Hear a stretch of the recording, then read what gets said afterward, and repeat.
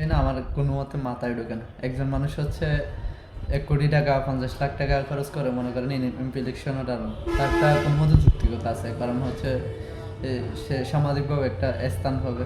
তারপর হচ্ছে সে পরবর্তীতে চাইলে তার টাকাটা বাজেট টাজেট মারি দিয়ে তুলে ফেলতে পারবে। কিন্তু হচ্ছে এই কতগুলো আবাল আছে না, 40,000 টাকা 50,000 টাকা সরকারি চাকরির জন্য হচ্ছে 10 লাখ টাকা 15 লাখ টাকা ঘুরতে কোনো কারণ আছে ভাই?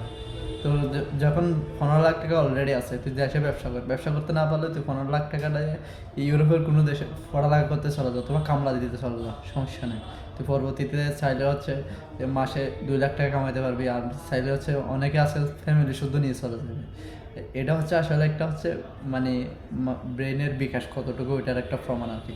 মনে করেন আপনি হচ্ছে ইলন মাস্ককে মনে করেন একদম ফকির বানিয়ে তাকে 20 লাখ টাকা দিয়ে ছেড়ে দিলেন।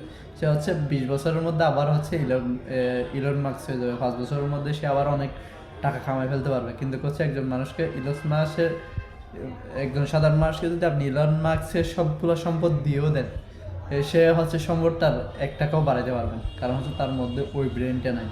কেন ভাই তুই 20 20 লাখ টাকা 30 লাখ টাকা খরচ করে কেন গিয়া সে এই 10-20 হাজার টাকা সরকারি চাকরি এগুলো নিতে হবে?